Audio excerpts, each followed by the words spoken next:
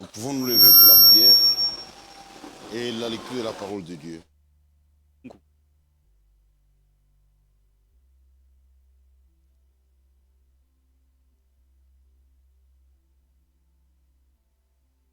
Seigneur Dieu et notre Père, nous te remercions de tout cœur Na moyo wote tunakushukuru pour cette opportunité que tu nous as donnée de venir dans ta maison. juu ya hii wakati unatupatia tukue mnyumba yako. Merci pour ce plein salut que tu nous as donné en Christ. Asante juu ya wokovu tele utupatia katika Kristo. Nous venons de te louer en tant que tes sujets. Tunakusifu sawa mali yako.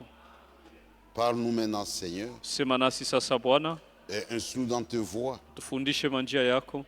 Accorde-moi ce qui doit être dit Unipatie ile inastahili kusemewa pour l'instruction de ton peuple. juu ya kufundisha watu wako. Nous nous attendons à toi, Tunakutumainia étant pleinement conscients tukijua que mzuri sans toi nous ne pouvons rien. kusema bila wewe hatuwezi kitu. Agis dans ta fidélité Tenda kwa uaminifu wako et honore la foi de tes na fidèles. heshimu imani ya uaminifu wako, Accorde-les, Père. uitende. Nous te l'avons demandé avec foi Tunakuomba kwa imani et au nom de notre Seigneur katika jina la Bwana wetu et Sauveur na Jésus-Christ. Mwokozi wetu Yesu Kristo.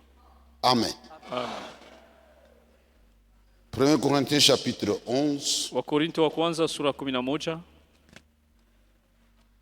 versets 23 et 24. mstari wa 23 na 24.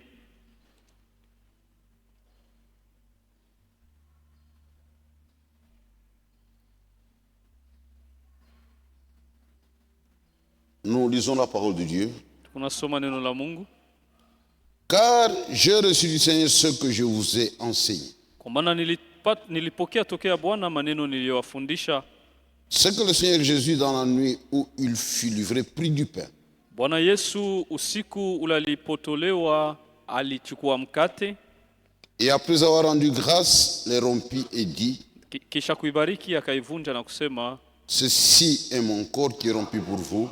huu ni mwili wangu unavunjwa juu yenu. Faites ceci en mémoire de moi. Fanyeni hivi kwa kunikumbuka.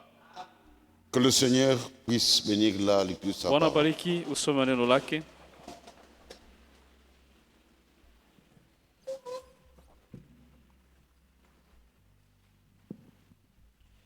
Nous allons parler du pain Tutasemea juu ya mkate comme symbole sawa vile mfano et ce que ce symbole signifie. na maana ya ile mfano. Nous avons vu hier, je crois, Jana tuliona kusema que l'ombre dans l'Ancien Testament est typifiée par le repas de Pâques. kimvuli yenye kuonesha mwagano la kale inaoneshwa kupitia karamu ya Pasaka. Et ça se mangeait avec du pain sans levain. Ilikuwa na kuliwa na mikate bila chachu. Dans une sainte scène biblique, Mumeza ya Bwana yenye kufuatana na Biblia on doit utiliser le pain sans levain. napasha kutumia mkate bila chachu, bila levure. C'est impératif. Ile ni shurti, ni kanuni ya Mungu. Cela a une signification. Ile iko na maana. Aujourd'hui, les gens font selon leur tête. Leo watu wanafanya vitu kufuatana na akili yao.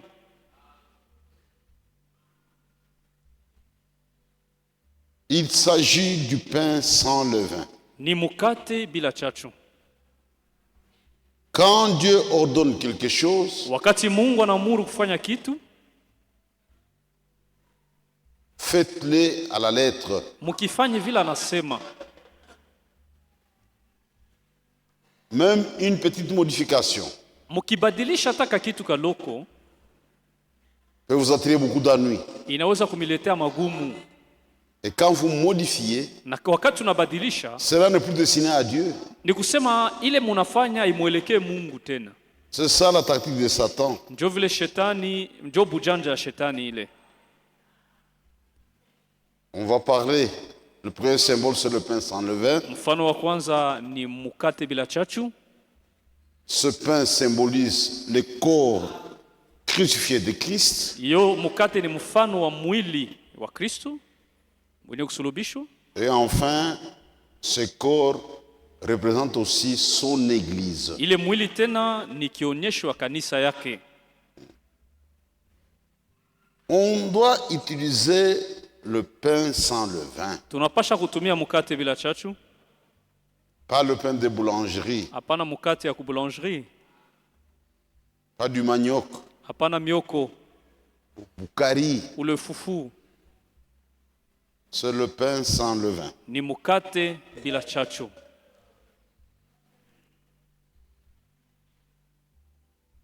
Le levain, c'est quoi? Chachu ni nini?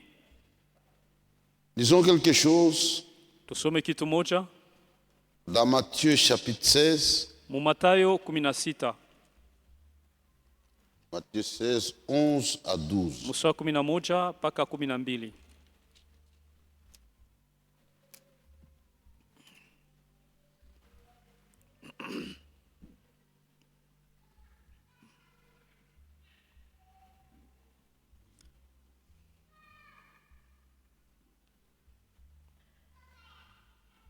Depuis le verset 6. Mstari wa 6. Jésus leur dit, gardez-vous avec soin du levain des pharisiens et des sadducéens. Yesu akawaambia mwende mbali na chachu ya Wafarisayo na Wasadukayo. C'était des prédicateurs d'alors. Bojo balikuwa bahubiri ba ile wakati. Les disciples raisonnaient en eux-mêmes et disaient, c'est parce que nous n'avons pas pris de pain. Ba wanafunzi wakaanza kufikiri ndani hapo na kujiuliza, ni jua tukubeba mikate? Jésus leur ainsi dit, pourquoi raisonnez-vous en vous-même, gens de peu de foi? Yesu akijua mawazo yao akawaambia, jua nini munafikiri vile mwe batu ya imani kidogo? Sur le fait que vous n'avez pas pris de pain. Juu ya vile mkubeba mikate? Êtes-vous encore sans intelligence? Mungaliki tena bila akili? Et ne vous rappelez-vous plus les 5 pains de 5000 hommes et combien de paniers vous avez emporté? Munasabu ile mikate 5 ililisha batu 1500 na ile bitunga ya mikate mulibeba kisha? Ni les 7 pains de 4000 hommes et combien de corbeilles vous avez emporté? Au ile mikate 7 yenye batu 1400 balikula na bitunga ngapi mulienda nabyo? Comment ne comprenez-vous pas que ce n'est pas au sujet de pain que je vous ai parlé? Gardez-vous du levain des pharisiens et des sadducéens. Njoo nini mweleo kusema aina kuhusu mikate, njoo nilimiambia mwende mbali na chachu ya Bafarisayo na Basadukayo.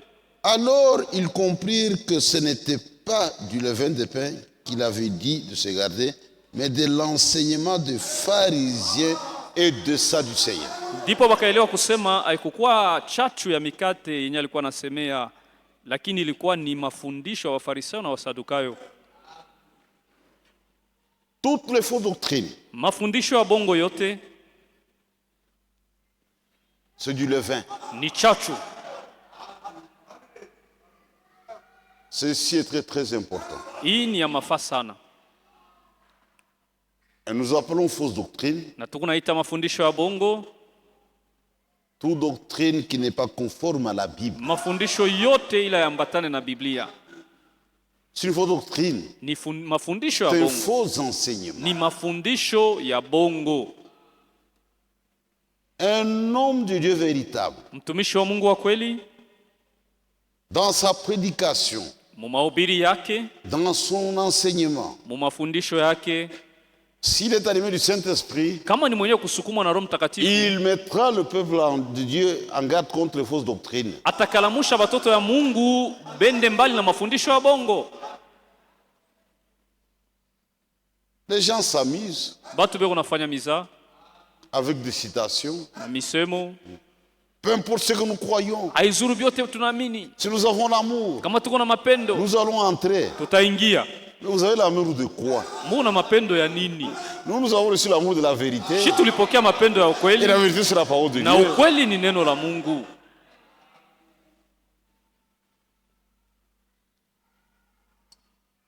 Jésus l'a fait Yesu alifanya et tous les hommes de Dieu véritables na batumishi ya Mungu bote ba kweli mettent le peuple en garde contre les faux enseignements. beko nakalamusha batu kuhusu mafundisho ya bongo. Un véritable enseignement doit cadrer parfaitement avec la Bible et les Écritures. Mafundisho ya kweli inapasha kuambatana na Biblia na maandiko. Un enseignement qui se garde de la Bible, il est faux, peu importe la personne qui l'apporte. Fundisho yote ile ambatana na Biblia ni ya bongo, hata kama ni nani anayehubiri. Il peut être respecté sur cette terre. Anaweza kuwa mtu wa heshima pa hii dunia. Mais pour nous c'est faux. Lakini kwetu ni mhubiri wa bongo.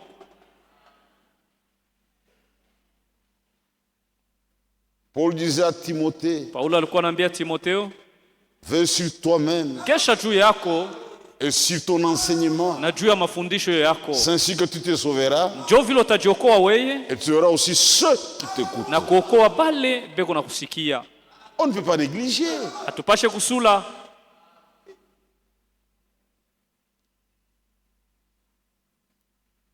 Et le véritable enseignement, Na mafundisho ya kweli celui des apôtres.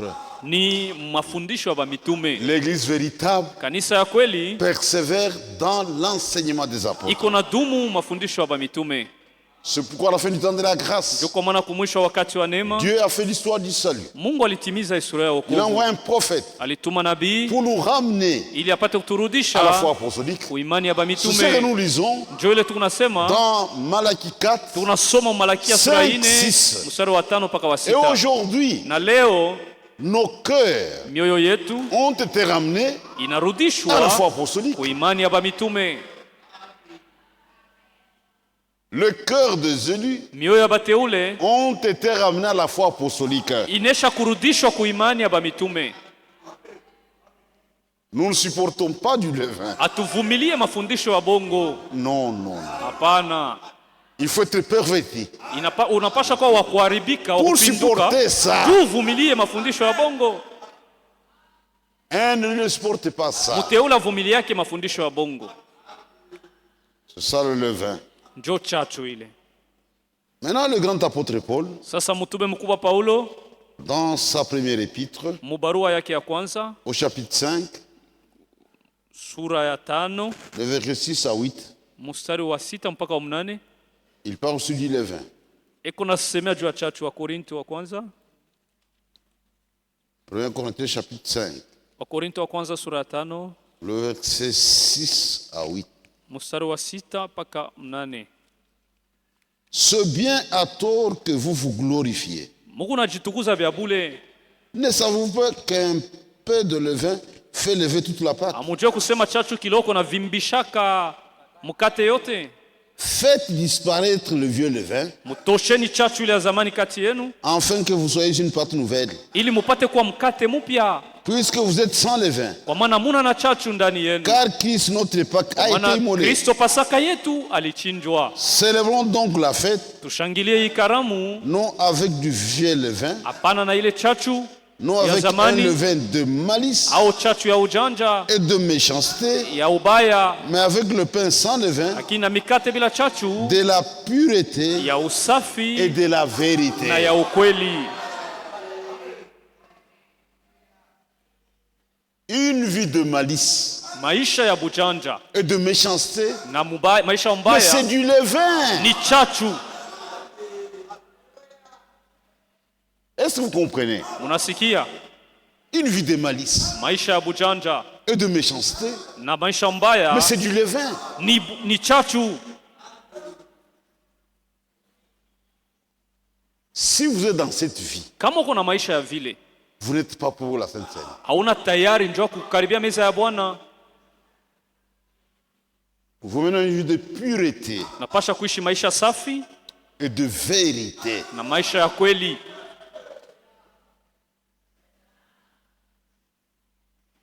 L'unique façon Namuna moja de mener une vie de pureté, ya kuishi maisha safi c'est en menant cette vie dans les limites de la parole. ni mkuishi mipaka ya neno la Mungu. Quiconque sort du cadre de la parole de Dieu, Yeyote anatoka nje ya neno la Mungu il est en train seulement de se souiller. eko najichafua tu. Il n'y a qu'une seule vérité, Kweli ni moja, c'est la parole de Dieu, neno la Mungu c'est la Bible. ni Biblia. Une vie de malice, Maisha ya bujanja,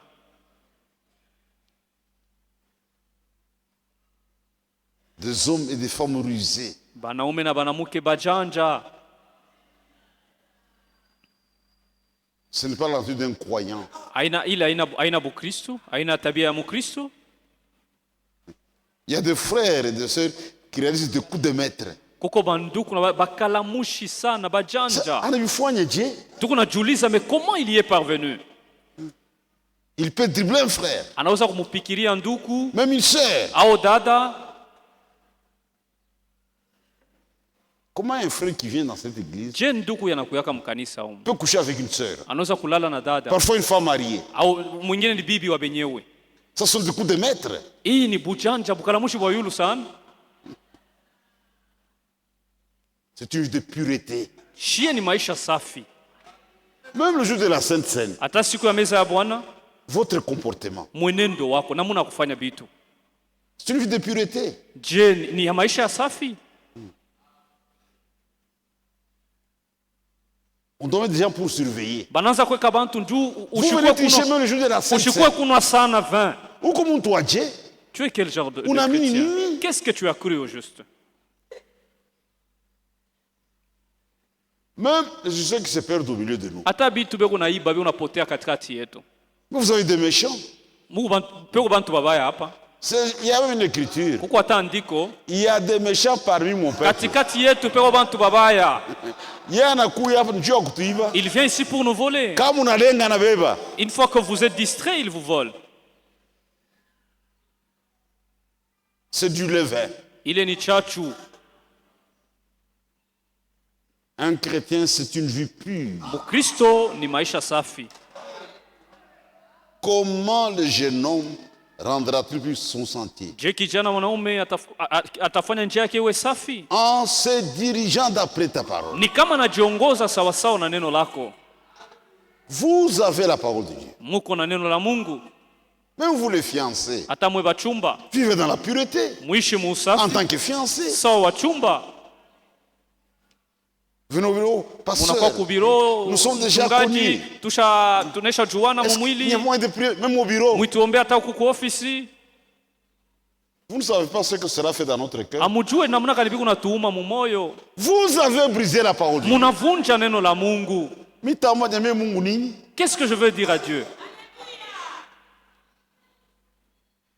Vous n'avez pas honoré Dieu. Amukuheshimia Mungu, Vous n'avez pas honoré l'église. amukuheshimia kanisa. Même le frère qui vous a donné sa fille. Hata nduku ule alikowesha mtoto yake Pour lui, vous êtes un chrétien. mbele yake anakuona sawa Mkristo. Peut-être qu'il veut marier sa fille avec honneur. Anapenda mtoto wake bamoe na heshima. Maintenant, il n'y a plus de consécration de mariage. Sasa hakuna kutolea ile ndoa. Moi, tu n'as pas mkinywa sasa. Va expliquer. Tu Va vas, expliquer. tu vas rougir. Uende sasa umuoneshe vile ulifanya. Le frère voyait toujours la fille à la maison. Nduku alikuwa anaona binti yake kunyumba. Alilalia wapi? Où est-ce qu'il a pu coucher avec elle? Il ne la voyait que chez elle. Mujanja. Ni kusema c'est qu'il est rusé lui. Même toi, fille. Hata uwe binti. Ou comment toi, Dieu? Mais tu es quel genre de fille? Une fille correcte. Binti wa kweli, Si un garçon, un homme essaie de la taquiner, kama kijana anapenda kumchokoza, il il va leur rapporter la chose à sa mère. tel garçon, Kijana fulani, regarde ce que mon fiancé m'a dit. ona bila ranza kunyambia. Mujanja. Mais toi tu gardes. Il y a même des jeunes sœurs qui ont mimba na tosha. Il y a des jeunes sœurs akuna ta trace. qui avortent à l'insu de ses parents sans trace. Ne viens pas à la Sainte Seine. Je vais prendre un jugement. Juu utabeba hukumu bule. Ça, c'est le levain. Ile ni chachu. Ce pain représente le corps crucifié de Christ. Hii mwili inaonesha, hii mkate inaonesha mwili yenye kusulubishwa ya Kristo. Christ a été crucifié dans son corps. Kristo alisulubishwa mu mwili wake. Il a pris notre malédiction alibeba laana yetu pour nous délivrer. ili apate utufungua. Et l'évangile repose sur ça. Na injili inasimamia pale, inategemea pale. Regardez dans 1 Corinthiens chapitre 2. Mu wa Korinto wa kwanza sura ya pili, Le verset 2. mstari wa pili, Ce que Paul dit. ile Paulo anasema, Car je n'ai pas eu la pensée de savoir parmi eux autre chose que Jésus-Christ, et Jésus-Christ s'est crucifié. kwa maana sikukuwa na wazo ingine katikati yenu kama sio Kristo na Kristo mwenye kusulubishwa. Ça l'évangile. Njoo injili ile, Ce sont les souffrances de Christ, ni mateso ya Kristo, son agonie maumivu yake à cause de votre péché, kwa ajili ya à dhambi cause de mon yako, péché. kwa ajili ya dhambi yangu. Il a souffert dans son corps. Aliteswa mumwili wake, Il devait payer le prix. alipasha kulipa bei.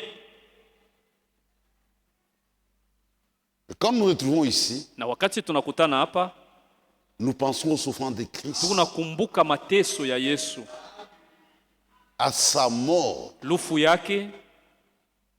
Il est mort nu Alikufa utupu devant sa mère, mbele ya mama yake, devant ses disciples, mbele ya devant banafunzi, le monde, mbele ya dunia, à cause de nos péchés. kwa ajili ya dhambi yetu.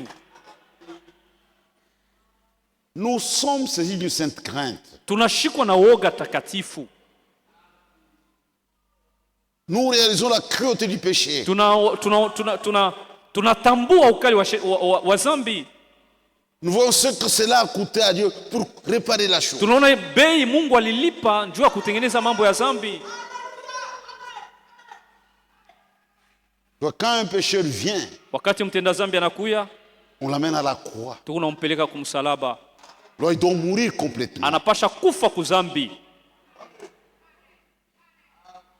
C'est ce que ce peu représente. Njoo maana ya ile kitu mukate. Nous le prenons dans la sainte crainte. Tuko na ibeba na woga takatifu. On ne vient pas pour se rassasier. Tu prends un gros morceau, tout ça. Tu veux beaucoup manger. Unapasha kukumbuka mateso ya Yesu. Ce corps a été brisé pour moi. Mwili yake iliumizwa juu yako. Lui le juste. Iye mwenye haki. Mourant pour un pécheur comme alikufa juu ya mtenda dhambi sawa mie. Et toi tu manges beaucoup, il y a d'autres qui tombent. Un gourmand. Non frère. Hapana ndugu.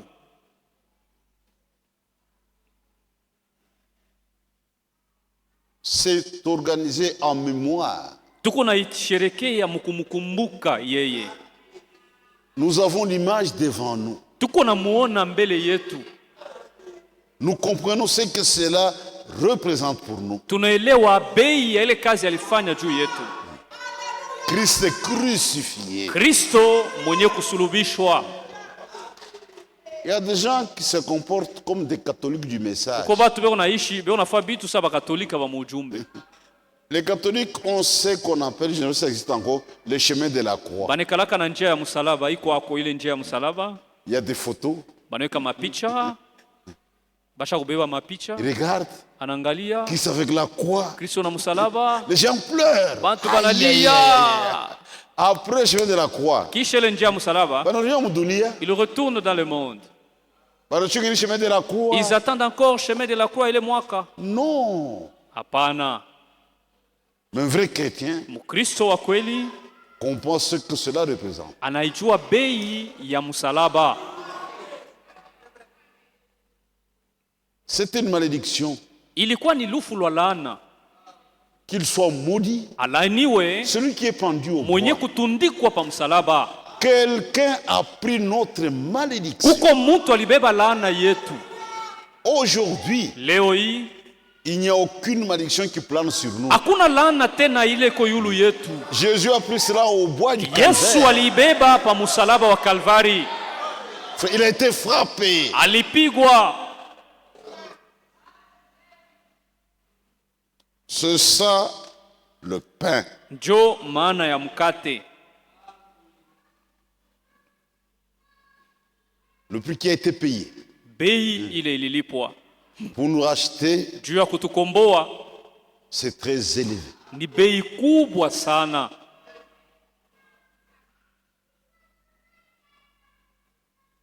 Maintenant, ce pain aussi mkate tena pia représente le corps de Christ, c'est-à-dire son église. Ni kionesho tena mwili wa Kristo, maana yake kanisa.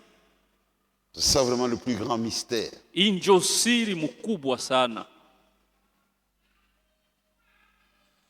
Frère, ndugu, l'église, kanisa, en vertu de la rédemption, kwa mambo kuhusu ukombozi, c'est le racheter, ni kusema benye kukombolewa, que nous sommes, shi benye kukombolewa, nous représentons le corps de Christ. Shi njo mwili ya Kristo. Ça, on ne peut pas demander aux dénominations de le saisir. Hii hatuwezi kulomba bantu wa muzebo baelewe. Mais le comble, lakini mambo mbaya zaidi, parmi nous, katikati yetu, il y a des gens qui n'ont jamais compris kuko batu abajaelewaka ou réalisé au kutambua que le Seigneur nous a réellement élevés. Kusema Bwana nitupatia bei sana, nitupandisha sana. C'est un mystère. Ni siri. L'église véritable, kanisa ya kweli, c'est le corps de Christ. Ni mwili ya Kristo. Sur la terre, pa dunia, le chiffre 3 c'est la perfection. Hesabu 3 ni ukamilifu. Dieu n'a que 3 corps. Mungu eko tu na mili 3. Dans l'Ancien Testament, Mwagano la kale, la nuée aux colonnes de feu, alikuwa muumbo ya baliweza kuona nguso ya moto, nguso ya wingu. Dans le Nouveau Testament, Mwagano jipya, il est devenu un homme, akajifanya kuwa mtu en Christ, ndani ya Kristo. Maintenant, aujourd'hui, sasa leo, le corps de Dieu, mwili ya Mungu, c'est son église. Ni kanisa yake. C'est un mystère terrible. Ni siri mkubwa sana.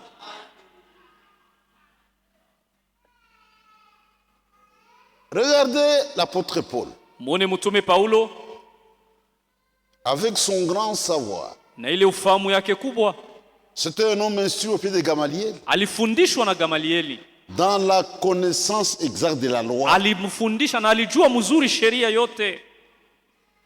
Paul persécutait des gens sans instruction. Paulo alikuwa anateswa batu bila majifunzo. Parfois en lambeau. Baina walikuwa shavala bilaka, bashavala mbaya. Pour Paul, c'était des hérétiques. Kwa Paulo ni balikuwa batu benye kukana imani. Mais c'était un homme juste. Lakini ye Paulo alikuwa mtu wa haki. Qui agissait par ignorance. Alikuwa anatenda kwa ujinga. Dieu dit il a droit à la vérité. Mungu asema huyu Paulo anastahili kujua kweli. Je vais me révéler à Paul. Nitajifunua kwake. Dans la forme qui m'a toujours connu. Muumbo ila ananijuia mule. Paul était sur le chemin de Damas. Paulo alikuwa munjia Damasiki. Avec des lettres de souverains sacrificateurs. Na mabarua bakuwani walimpatia. Pour aller arrêter les véritables croyants. Juenda kakamate baminifu bakweli. Et Paul passe par une expérience. Na Paulo akafanya onjo. La colonne de fer contre Paul. Nguzo la moto nakutana na Paulo. Paul il a regardé. Paulo anaangalia. Mais ça c'est le Seigneur. Asema huyu ni Bwana. Mais qui es-tu Seigneur? Ni wewe nani Bwana? Toi que je persécute. Ule ni kunateswa. Dis je suis Jésus que tu persécutes. Asema ni mimi Yesu kunateswa.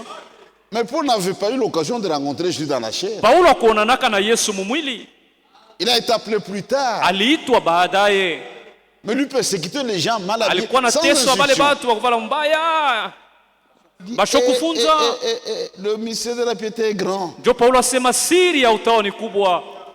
Dieu a été manifesté dans la chair. Mungu alionekana mumwili. Et dans ses écrits, na mumandiko yake, il dit l'église, anasema kanisa, c'est le corps de Christ. Ni mwili ya Kristo. Quand les gens nous regardent, ils ne voient rien. Wakati watu wanatuangalia baone kitu. Mais Dieu nous a élevés. Lakini Mungu anatuinua sana. Chacun d'entre nous, kila mmoja wetu, c'est une partie du corps de Christ. Ni sehemu ya mwili wa Kristo. C'est un corps qui est composé de plusieurs membres. Ni mwili yenye kutungwa na bamemba bamingi. Et chaque membre représente le corps de Christ. Na kila mwanamemba ni memba wa mwili wa Kristo. Ni kionyesho mwili wa Kristo. Il faut vraiment être profane. Ni unapaswa kuwa tu mtu wa kujua kubeba vitu na bei. Pour prendre une partie du corps de Christ. Ndio ubebe sehemu wa mwili wa Kristo. Et donner ça à une prostituée. Wende ukampatie yo kahaba. Il faut être profane pour faire ça. Unapaswa kuwa pumbafu juu ufanye mambo ya vile.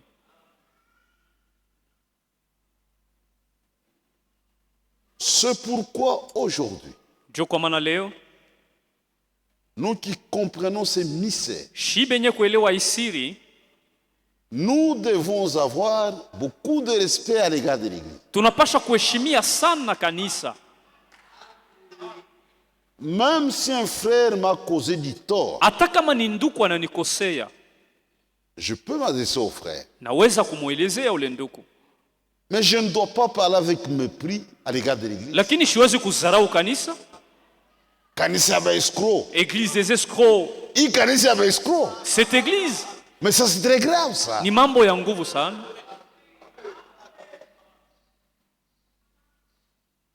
Du celui qui vous touche. Mwenye kumigusa, il touche à la pointe de mon œil. Anagusa mboni ya jicho langu.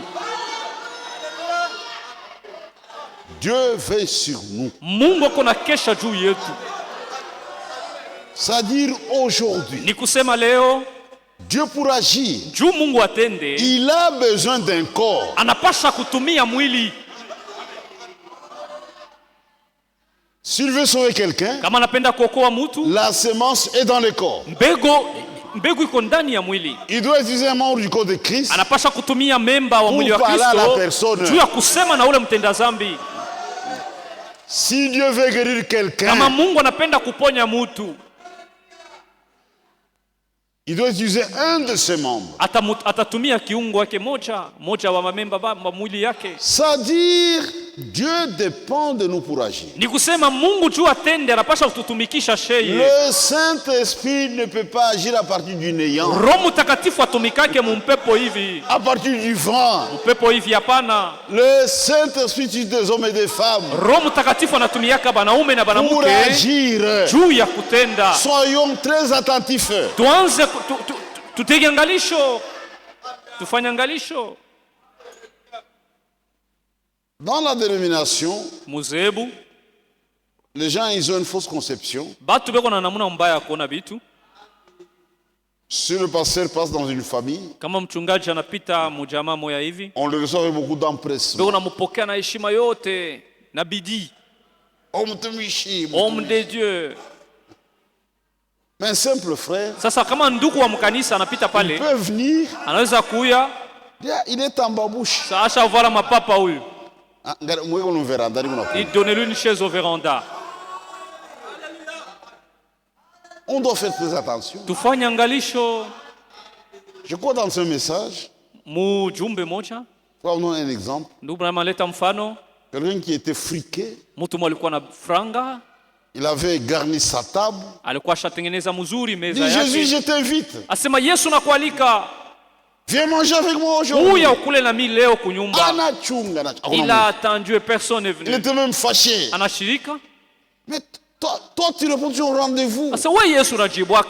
Comment Léo, pourquoi tu n'es pas venu? Il a vu un pauvre arriver.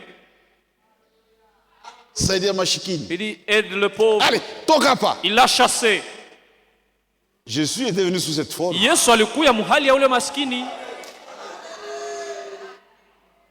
Faites attention. C'est pourquoi nous devons nous respecter entre nous.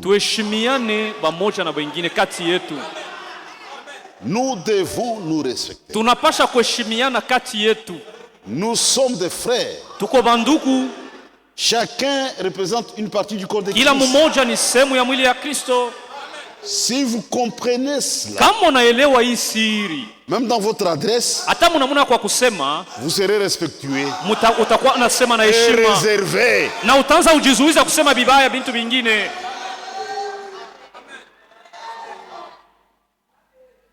C'est très très très important. Si je crois que mon frère, ma soeur, c'est une partie du corps de Christ, mais j'agirai avec beaucoup de réserve.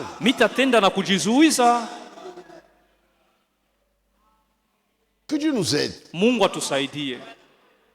Il y a des choses qui se passent au milieu de nous parce que nous n'avons pas bien saisi la chose.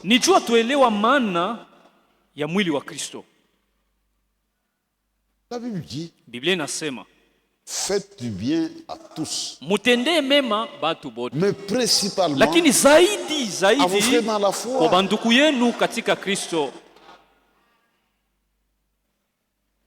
Parfois on a des faux problèmes.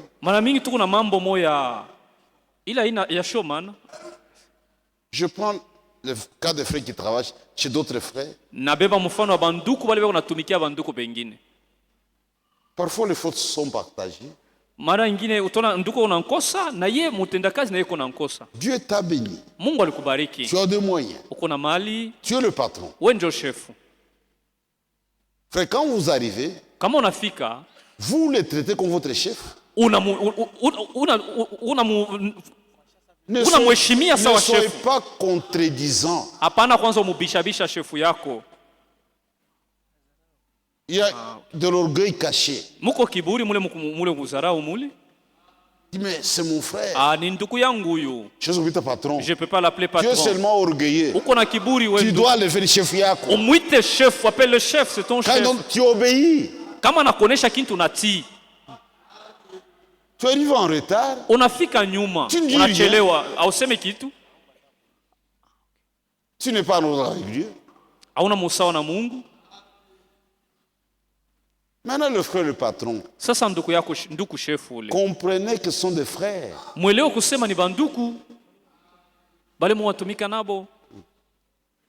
Peut-être à cause d'eux, Dieu vous a béni. Il faut les traiter comme des frères. Vous vous mettez à leur place. Un jour, j'étais choqué, scandalisé. Une seule travaillait chez un frère. J'ai dit, on te paye combien? 50 000 francs congolais par jour. 50 000 francs par mois. Et par mois. Minashanga. Comment est-ce que tu peux faire ça? Ça fait moins de 2000 francs par jour. Mais là, c'est le transport. Et maintenant le transport. Il dit il n'assure pas le transport. Il dit si tu ne veux pas, tu abandonnes. Ça c'est de l'orgueil. Mais c'est ta soeur. Une partie du corps de Christ. Même si on est méchant jusqu'à ce moment-là. Tu te mets à sa place. Dis c'est mon frère. Il faut même le minimum. Pour qu'il prenne même le feuille de manioc. Quand tu fais du bien au corps de Christ, Dieu se souviendra de toi. Si tu as de bonnes pensées pour le corps de Christ, Dieu se souviendra de toi. Frère, nous formons un tout. Le corps, ce n'est pas un seul membre.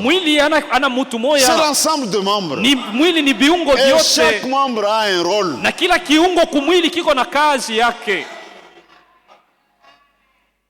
Pour parler, c'est la bouche qui parle. Si je veux me déplacer, ce sont mes pieds et mes jambes. Si je veux manger, c'est la main qui travaille. Mais le goût, je le sens au niveau de la bouche. La main n'a rien gagné.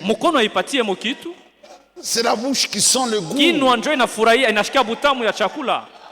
Si j'ai une plaie au niveau des orteils, le nez descend et la bouche gémit. Est-ce qu'il y a des plaies au niveau de la bouche? Le corps de Christ, c'est la même chose. Si un membre est honoré, kama kiungo moja kinaheshimiwa, c'est tout le corps ni mwili yote inaheshimiwa. Si Dieu t'élève, kama Mungu anakuinua, anakubariki, il t'a élevé pour nous. Anakubariki juu yetu shie. C'est ça un chrétien. Mais pourquoi Dieu a fait ça? Mungu anafanya hivi juu ya nini? Donc il t'a élevé pour augmenter le nombre de femmes? Je ne comprends pas. Shielewi. Quand un membre souffre, wakati kiungo moyo kunateswa, mais c'est tout le corps qui souffre. Ni mwili yote kunateswa. Comment toi tu es vraiment insensible à tout? Je wewe ushitukaki mateso ya wengine? Ba malade au bangareke. Les malades tu ne les visites pas. Tu ne fais jamais au deuil. Uko muntu waje? Tu es quel genre d'homme? Uko mkori ya wapi? Tu es dans quel corps? Mais ceux qui sont dans ce corps-là expérimentent des choses. On peut même lire une requête ici. Lui n'a pas de moyens, mais il a la prière. Il sera à 2 heures du matin. Il prend même 2 heures. Dis Seigneur, si j'avais des moyens, j'aiderais mon frère. Mais toi, tu peux le guérir sans argent. Anaomba sérieusement. Il prie sérieusement. Frère me disait, je vous donne mon secret. Si Dieu répond à mes prières, quand je prie pour quelqu'un, je prends la place de la personne. C'est l'enfant de tel frère. Tu pries comme il s'agit de ton propre enfant. Tes frères malades, tu te mets à la place de ta maladie. Tu seras profond. Mais toi, tu es insensible. C'est que tu n'es pas dans ce corps. Tu es seulement dans l'assemblée Makutano ya Lubumbashi. C'est pourquoi pour entrer dans ce corps, d'après la Bible, se part un seul esprit. Et quand vous êtes là, vous faites les expériences de la parole. Et il vous sera insensible, il vous sera impossible de demeurer insensible aux souffrances de frères. Dieu bénit parfois les bonnes pensées. Mais toi, tu es égoïste à outrance.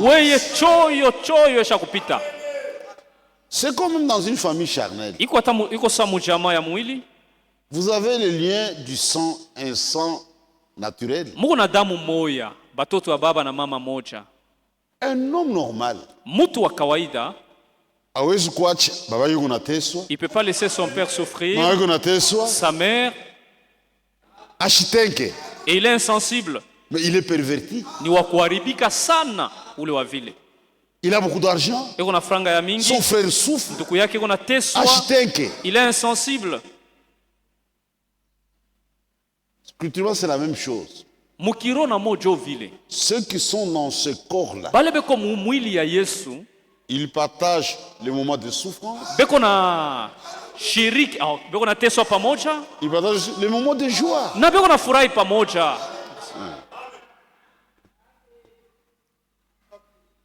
Quand Dieu me donne quelque chose, je ne suis pas seul.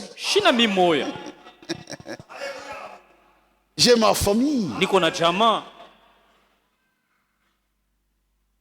C'est un mystère.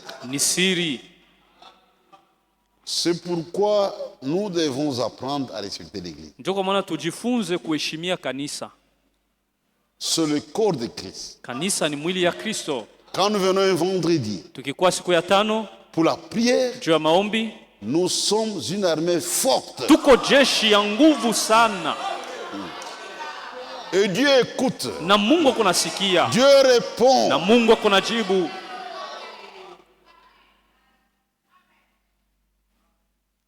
C'est pourquoi, mes frères, c'est un mystère.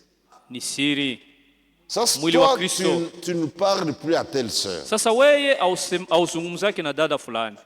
Pourquoi? Maintenant vous venez prendre le pain, pourquoi? Tu prends un jugement. Ni hukumu mnakuya kubeba. Tu prends un jugement. Unakuwa kubeba hukumu. Nous formons le même corps. Tunatunga mwili moja. C'est ça le pain. Ndio maana ya mkate. Ça va être brisé en plusieurs morceaux. Inapasha kuvunjwa mu vipande ya mingi. Chacun d'entre nous kila mmoja wetu est une partie du corps de Christ. Ni sehemu ya mwili wa Kristo. Que le Seigneur vous bénisse. Bwana amibariki. Nous pouvons nous lever. Tusimame et prions brièvement. Tuombe kwa kifupi.